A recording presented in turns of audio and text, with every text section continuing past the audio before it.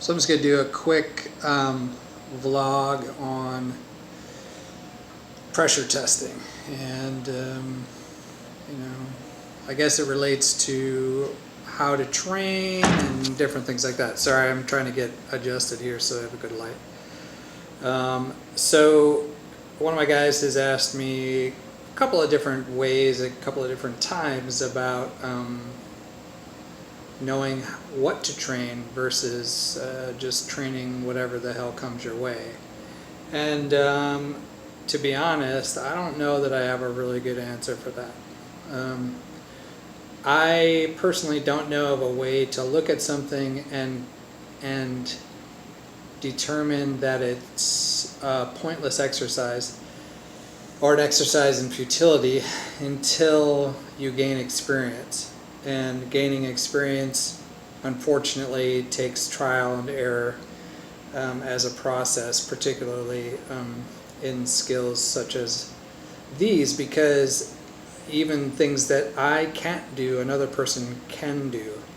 And to some extent, it has everything to do with, some physical abilities and traits, as well as how you train and how you get there. And so I just want to kind of quickly talk about that, and to suggest that something does or does not work based on what you see often to me is not 100% valid. Now, experientially, when you get to that level where you've had several years of experience in different training methods, or even one training method, but really actually applying it, and I mean actually applying it, then I think you start to figure out what works to some extent and what doesn't. And I would say that for the most part, there's not really an absolute, what we're talking about here is the difference between possibility versus probability. Now, generally speaking, in PSP, which is Pencak Silat Pertempuran, even in the Silat Dirty Boxing curriculum I'm teaching, I work almost exclusively to try to hit things that are probable versus possible. For example, an outer wrist throw is possible, but it's not probable. You have to be fantastic to be able to do that. But how does one know that when you're first starting out? And how does one gauge that? Well, in some aspects, it depends on what you're willing to put in for time, and in other ways, what your chosen art is, etc. I've studied judo and aikido and some jiu-jitsu, as well as Chinese martial arts with Chin Na and Kali Arnis, with Dumog and whatever, and Pencak Silat. So anyway, so I've been around the block is all I'm saying. And so I've studied a few things, and in those contexts, when I ran across somebody who had superior strength, and not even always superior strength, but strength is an issue, speed is an issue, timing is an issue, and to me, even something that's completely possible, if the timing, it has to be so precise in order to execute it, then I feel like the probability of that drops tremendously, even though it's a legitimate technique. And so anyway, so those are ways to look at things that you train and determine their value to some extent. I do believe that you can learn a lot from a timing ratio. So you watch somebody perform a technique, and the technique takes longer than it takes for the opponent to apply their initial technique. For example, if somebody strikes at your face, and your technique is to first parry and then enter and then do a takedown, that's 3 pieces to their 1 piece. And generally speaking, those techniques don't work unless you can figure out a way to segment the time. And so PSP has a lot of time segmentation bits, and that's something that it's kind of hard to explain, but easy to demonstrate. Hopefully I'll be able to demonstrate some. I'm hoping to work on that a little bit tonight. We'll see. But time segmentation is a huge thing. The difference between not getting hit and getting hit is a time segmentation, for example. The difference between not getting hit and evading is different than the time segmentation between not getting hit and parrying, and the time between not getting hit and countering, and the time between getting hit. Like, those are all different time segmentations of a single strike. And so what I work on when I talk about possibility versus probability is time segmentation, and and looking at that as realistically as possible. Now, the question always comes up, well, pressure testing. Frankly, I think most people don't really have a good process for pressure testing. I think for most people, pressure testing means they go from static drilling, which is basically learning the technique, memorizing the technique, building some basic skill in the technical components of it, to immediately pressure test.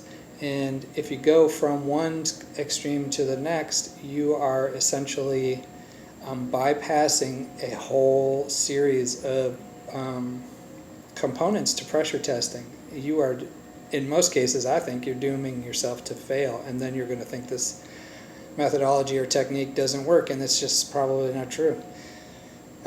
So, for example, you would not be a sous chef and be expected to immediately take over. You would not be a new sous chef, or better yet, you would not be a line cook and be expected to take over role as a head chef in any kind of reasonable restaurant. To do that, you would be foolish. You'd be doomed to fail, because as a line cook, you're still basically just learning the fundamentals, and you're throwing stuff down, but you're not a chef. You're not a sous chef, for that matter, let alone a chef. And to go from one extreme to the other is essentially what a lot of people do when they go from learning their technical skill to pressure testing, and they don't really have a valid process. To me, I think the process needs to include some progressive pressure testing. You can't just go from, all right, so in class we learned the technical skills, to okay, we're in class and we're going to go out into a biker bar and suddenly apply this technical skill that you've learned. This is just not going to happen. You're going to get your ass kicked. And so in particular, I think that pressure testing is kind of a key.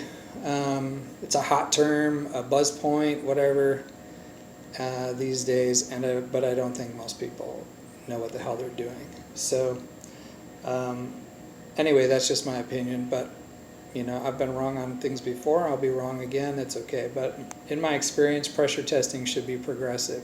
First you learn, then you learn to develop the technical skills, which is the process of skill development. And skill development in this case is a long spectrum of application, which ultimately leads to pressure testing, which is the highest form of skill development. What most people think of pressure testing is they think of application. Application is not pressure testing, in my opinion. Pressure testing is skill development, and application happens after that point. Like, that's when you can literally apply something. So you should progressively test or develop skill, and that takes place by, for example, in skill development, we tend to go from this sort of methodical process to learn the skills, develop the skills, figure out the technical qualities, etc. But what should happen after that is you should go from that into, okay, more of a free-flowing situation. So the person's timing, you have to develop your timing of application, because that's really a critical component. If you have somebody who is always giving you the tool to apply and sitting there waiting for you, then that's not even true skill development. So you got to be able to find the things. You have to be able to figure out the timing ratio of your methodology.